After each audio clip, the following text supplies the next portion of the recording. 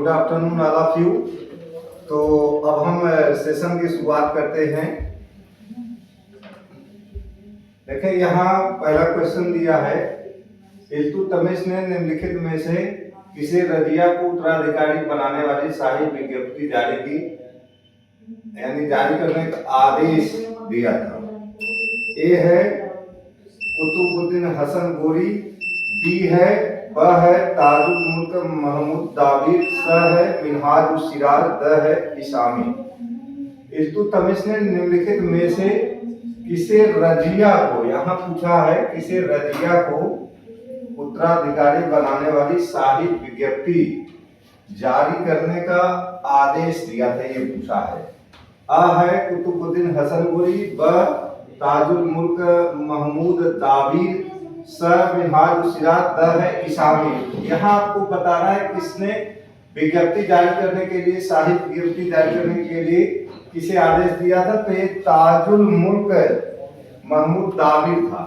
इसी को इल्तुतमिश ने रजिया को उत्तराधिकारी बनाने के लिए एक विज्ञप्ति शाही जारी करने को दिया था, और ये क्या था, मुशर्रिफ उल ममालिक था। मुशर्रिफ उल ममालिक था, मुशर्रिफ उल ममालिक था।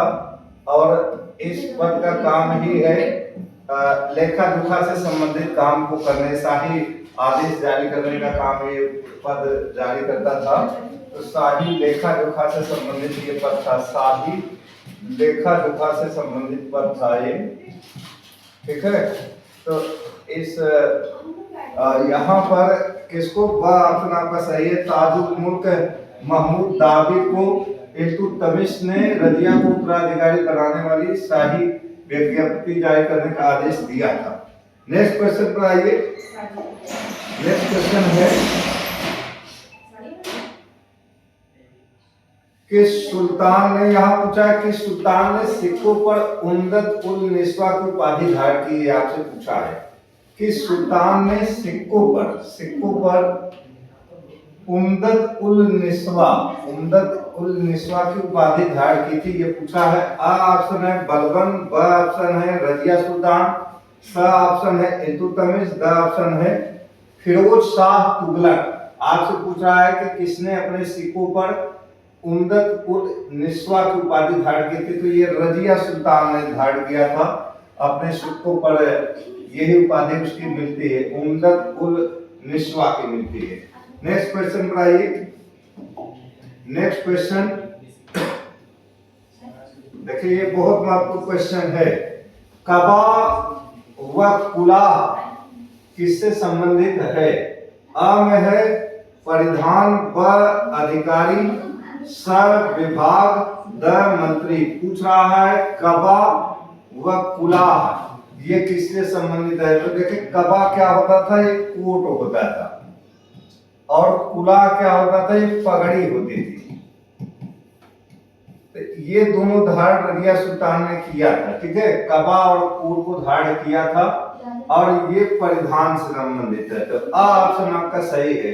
कबा का मतलब होता है कोट, जो लंबा कोट होता है, लबादेदार, काफी बड़ा कोट होता है। और पगड़ी ये गोल चौकोर पगड़ी होती थी, ये चौकोर पगड़ी होती थी, चौकोर पगड़ी होती थी, इसी को धारण करती थी, ठीक है। तो आ ऑप्शन आपका सही है तीसरे का। नेक्स्ट क्वेश्चन पर आइए। क्वेश्चन नंबर 4 पर आइए। यहाँ पर 4 में पूछा है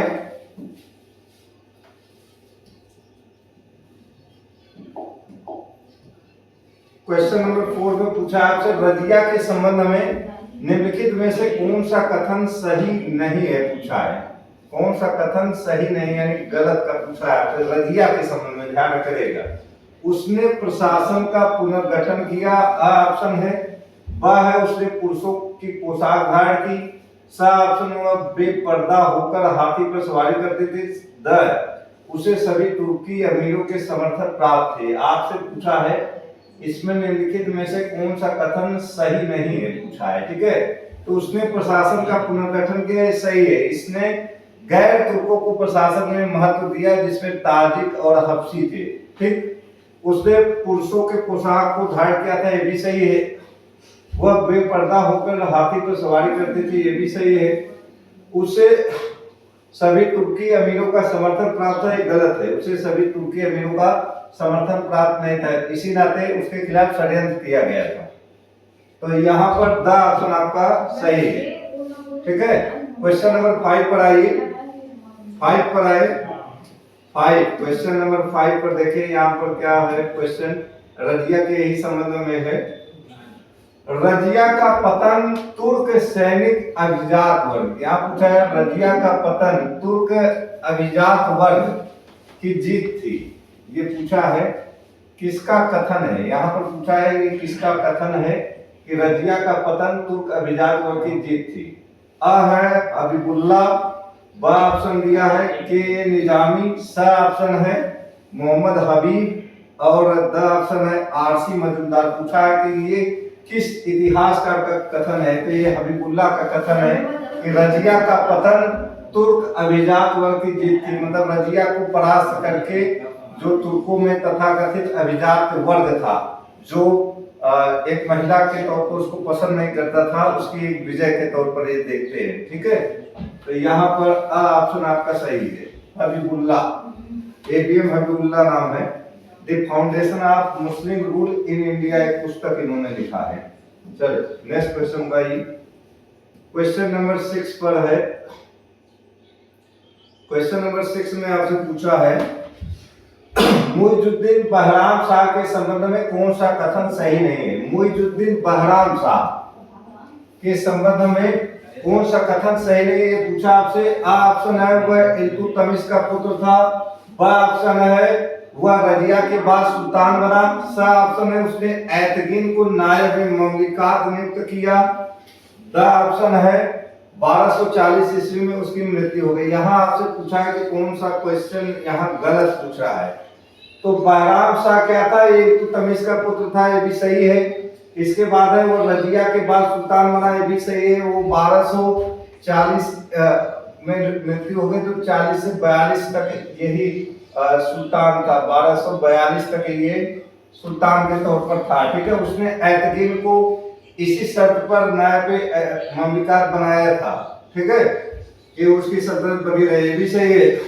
1240 ईस्वी में उसकी मृत्यु नहीं हुई थी, रजिया सुल्तान की मृत्यु हुई थी। 1240 ईस्वी में रजिया सुल्तान की मृत्यु हुई थी, ये ऑप्शन गलत है। 1242 ईस्वी में उसका संबंध है। यहाँ पर देखिए, यहाँ पर दिखाई दे रहा है। तो अब यहाँ पर द ऑप्शन आपका सही हो गया, छठे का।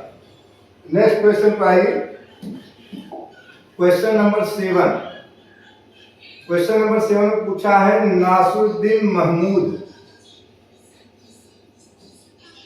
7 में पूछा है आपसे नासुद्दीन महमूद के संबंध में कौन सा कथन सही नहीं है, ये पूछा है। नासुद्दीन महमूद के विषय में पूछा है। नासुद्दीन महमूद के संबंध में कौन सा कथन सही नहीं है, गलत पूछ रहा है। वह इल्तुतमिश का पुत्र था, ऑप्शन है वह इल्तुतमिश का पौत्र था, वह है उसने राज के खजाने को विलासिता के लिए लुटा दिया, उसकी एक उपाधि दरवेश थी, ऑप्शन है द है मिनहाज ने उसे दिल्ली का आदर्श सुल्तान कहा है। यहाँ पर पूछा है कि कौन सा कथन गलत है, तो यहाँ पर हम व्याख्या करें।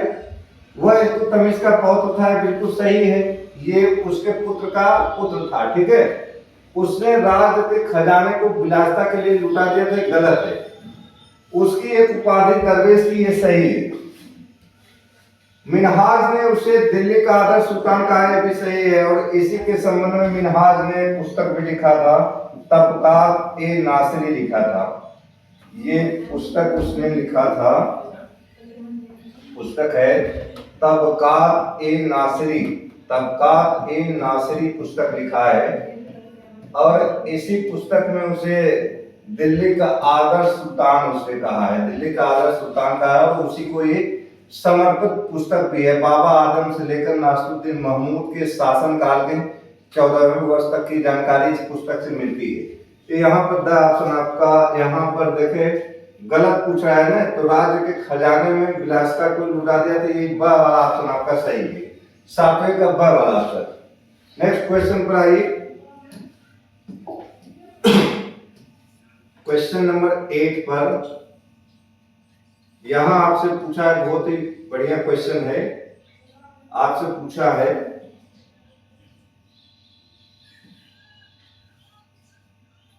सल्तनत काल की निम्नलिखित घटनाओं का सही क्रम पूछा है। सल्तनत काल की निम्नलिखित घटनाओं का सही क्रम क्या है पूछा है।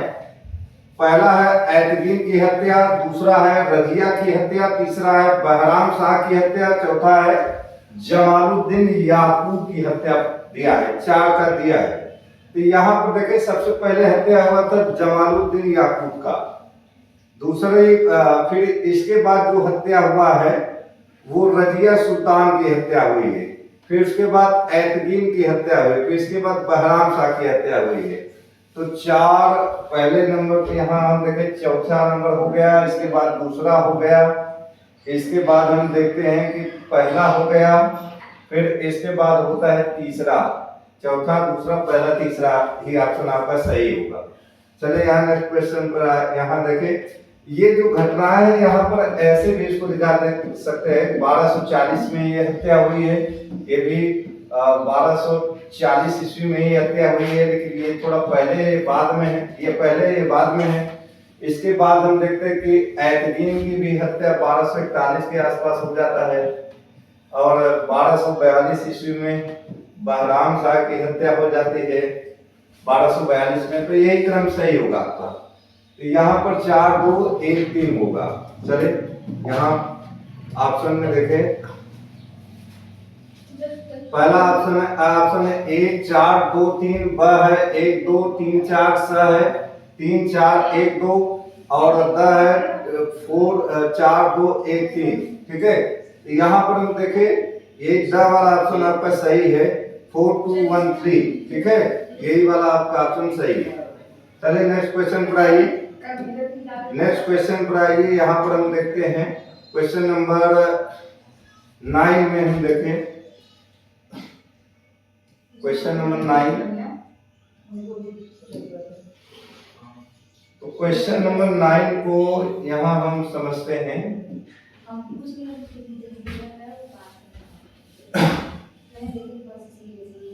निम्नलिखित में से कौन सा कथन असत्य है पूछा है। असत्य आपसे पूछा है कथन, ध्यान रखे रहिएगा। इल्तुतमिश के उत्तराधिकारियों में ताज के प्रतिष्ठा में कमी आई। ऑप्शन है ब में है बलबन ने रक्त और लौह की नीति, रक्त एवं लौह की नीति, रक्त एवं लौह की नीति अपनाई। बलबन के राजत्व सिद्धांत ने ताज की प्रतिष्ठा को पुनर्स्थापित किया। द ऑप्शन है बलबन ने शरिया के पालन पर जोर दिया। यहाँ से पूछ रहा है निम्नलिखित में से कौन सा कथन असत्य है। देखिए अब यहाँ मूल्यांकन करें जरा सा हम लोग। इल्तुतमिश के उत्तराधिकारियों में ताज के प्रति प्रतिष्ठा में कमी आई, बिल्कुल सही है। जब इल्तुतमिश के उत्तराधिकारी सत्तासीन हुए तो जो हनक थी वो रह नहीं गई थी। बलबन ने रक्त और लौह की नीति अपनाई, ये भी सही है। बलबन के राजत्व सिद्धांत ने ताज की प्रतिष्ठा को पुनर्स्थापित करने का काम किया, ये भी सही है। बलबन ने शरिया के पालन पर जोर दिया, गलत है। बलबन ने शरीयत के पालन पर जोर नहीं दिया था। शरीयत के पालन पर जोर फिरोज शाह तुगलक और सिकंदर लोदी ने दिया, उसने नहीं दिया। चले तो आपका द ऑप्शन आपका सही हुआ। नेक्स्ट क्वेश्चन पर आइए।